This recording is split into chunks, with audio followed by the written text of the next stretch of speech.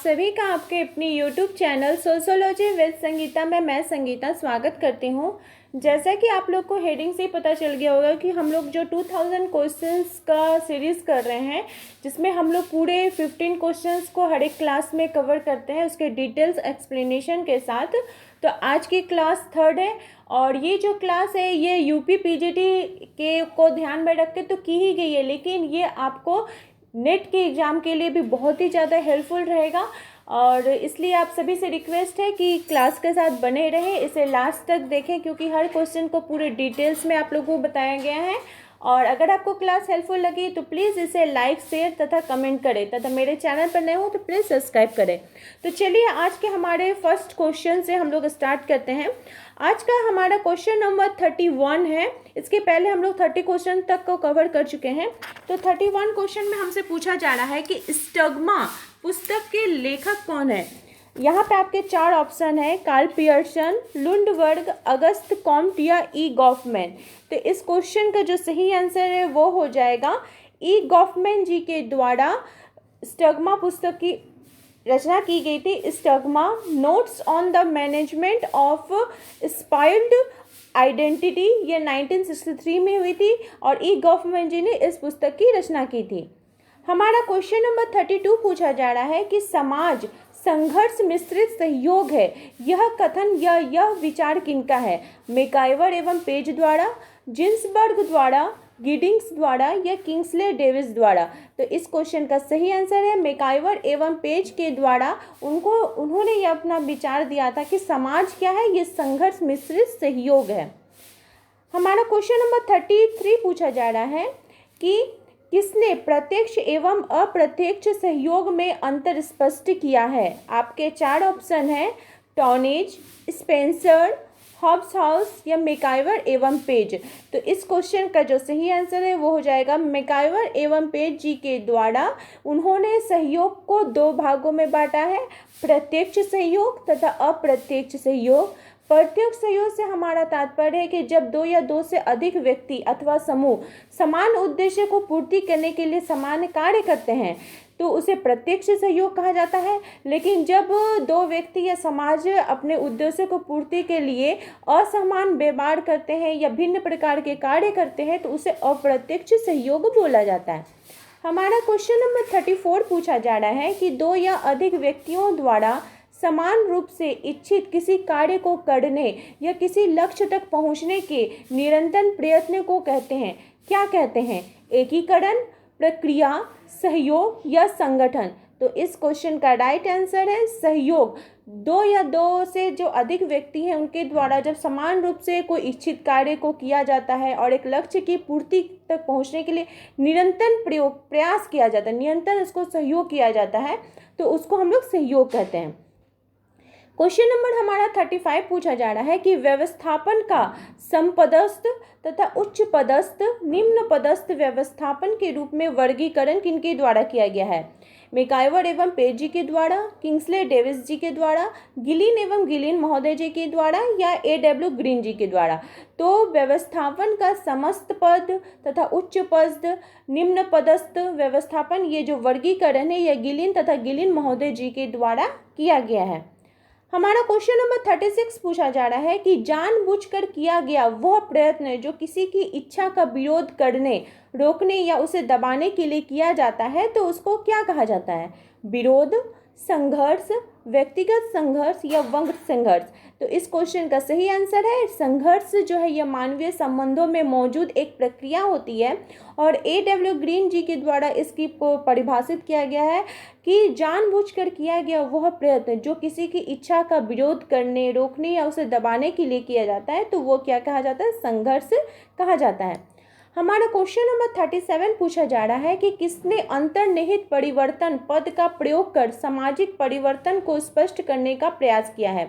आपके 4 ऑप्शन है, P.A. Sorokin, आर्गबर्न, Karl Marx या स्पेंसर महोदय। तो इस क्वेश्चन का सही आंसर है P.A. सोरोकिन जी ने अंतर्निहित परिवर्तन पद का प्रयोग कर सामाजिक परिवर्तन को स्पष्ट करने का प्रयास किया है। हमारा क्वेश्चन नंबर 38 पूछा जा रहा है कि scientific social surveys and research पुस्तक किनके द्वारा लिखी गई है। रॉबर्ट रेडफील्ड जी के द्वारा, राधा कमल मुखर्जी के द्वारा, पीवी यंग जी के द्वारा या क्लाउड लेविस स्ट्रॉस जी के द्वारा? तो इस क्वेश्चन का सही आंसर है साइंटिफिक सोशल रिसर्च सर्वेज, ये जो पुस्तक है ये 1966 में पीवी यंग जी के द्वारा लिखी गई है।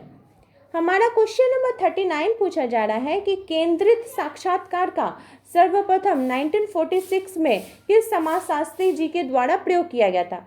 आपके 4 ऑप्शन है, आर के मर्टन द्वारा, पीवी यंग जी के द्वारा, गुडे एवं हर्ट जी के द्वारा या मैकाइवर के द्वारा। तो आर के मार्टिन जी ने इस जो केंद्रित साक्षात्कार है इसमें उन्होंने बताया कि ये संरचित और असंरचित साक्षात्कार का ये एक मिला जुला रूप है, जिसमें सूचनादाता के ध्यान को उसके जीवन में घटित किसी विशेष घटना या कुछ पक्षों पर केंद्रित कर उसको साक्षात्कार किया जाता है, जिसको केंद्रित साक्षात्कार या सेंट्रल इंटरव्यू बोला जाता है। और इस विधि का सर्वप्रथम प्रयोग आर के मार्टिन जी ने 1946 में किया था, जब जनसंचार के साधनों के द्वारा समाज में मनोवैज्ञानिक प्रभावों को वो जानना चाहते थे, तो तब इसका प्रयोग किया गया था। हमारा क्वेश्चन नंबर 40 पूछा जा रहा है कि किसने जाति व्यवस्था का विश्लेषण सुचिता और प्रदूषण की अवधारणा के आधार पर किया? आपके 4 ऑप्शन है, लुइस ड्यूमा, जे.एच. हटन, ए. बेते या जी.एस. घुरिये। तो इस क्वेश्चन का सही आंसर है लुइस ड्यूमा जी ने जाति व्यवस्था का विश्लेषण सुचिता एवं प्रदूषण क्या होता है? प्योरिटी एंड पॉल्यूशन की अवधारणा के आधार पर किया। सुचिता को प्योरिटी बोला जाता है, प्रदूषण को पॉल्यूशन बोला जाता है, इसके आधार पर किया। और उनका विचार था कि भारत एक ऐसा धार्मिक समाज है जो जाति व्यवस्था की शुद्ध संस्तरण व्यवस्था से संचालित होता है। हमारा क्वेश्चन नंबर 41 पूछा जा रहा है कि अगस्त कॉम्ट के अनुसार समाजशास्त्र विज्ञान है। आपके 4 ऑप्शन है, सामाजिक घटनाओं का, समाज का, सामाजिक व्यवस्था तथा सामाजिक प्रगति का, सामाजिक समूह का। तो इस क्वेश्चन का जो सही आंसर है वो हो जाएगा आपका सामाजिक व्यवस्था तथा सामाजिक प्रगति का विज्ञान है। कौन है? समाजशास्त्र। क्वेश्चन नंबर 42 पूछा जा रहा है कि किसने वाक्यांश अल्प विकसित का विकास गढ़ा है? आपके 4 ऑप्शन है, ए.जी. फ्रैंक, पीवी यंग, मोजर या लिंडमैन। तो इस क्वेश्चन का जो सही आंसर है वो हो जाएगा ए.जी. फ्रैंक ने अल्प विकसित का विकास, इसकी उन्होंने ये जो वाक्यांश है ये 1966 में उन्होंने गढ़ा था। और साधारणतः इसमें उन्होंने बताया था कि जो अल्प विकास से क्या तात्पर्य होता है? अपेक्षित विकास ना होना या विकास के लक्ष्य से कम विकास का होना। हम जैसा सोचते हैं उस प्रकार का विकास अगर नहीं होता है और उससे कम होता है तो उसको अल्पपेक्षित विकास कहा जाता है। हमारा क्वेश्चन नंबर 43 पूछा जा रहा है कि निम्नलिखित में से कौन मानव विकास सूचकांक का संकेतक नहीं है? 4 ऑप्शन है आपके, आयु संभाविता, एक समिति, समुदाय व समिति दोनों या शहरीकरण का स्तर। तो शहरीकरण का जो स्तर है ये मानव विकास सूचकांक का विकास नहीं है। और मानव विकास सूचकांक के अगर बात की जाए तो ये किनके द्वारा किया गया था, किन्होंने इसका विकास किया? तो महबूब उल हक ने किया था और इसे पहली बार 1990 में जारी किया गया था। इसके बाद प्रत्येक वर्ष संयुक्त राष्ट्र विकास कार्यक्रम ने इसको जारी किया गया है, इसको चलाया गया है। और सूचकांक की जो गणना है ये प्रमुख रूप से 3 संकेतों के माध्यमों से की जाती है। जीवन प्रत्याशा, स्कूल शिक्षा के अपेक्षित वर्ग से, शिक्षा के औसत वर्ग से या प्रति व्यक्ति एकल राष्ट्रीय आय के अंतर्गत की जाती है। हमारा क्वेश्चन नंबर 44 पूछा जा रहा है कि किसने सामाजिक केसार्कर्षण का सिद्धांत दिया? आपके 4 ऑप्शन है, A. Dumas, T. Malthus, C. Gini या हर्बर्ट। तो इस क्वेश्चन का जो सही आंसर है वो हो जाएगा फ्रांसीसी विद्वान ड्यूमा जी ने सामाजिक केसार्कर्षण यानी सोशल कैपिलरिटी के सिद्धांत का प्रतिपादन किया। और ड्यूमा के अनुसार एक सभ्य समुदाय में सामाजिक केसार्कर्षण का सिद्धांत जनसंख्या के प्रजनन व्यवहार को नियंत्रित करता है।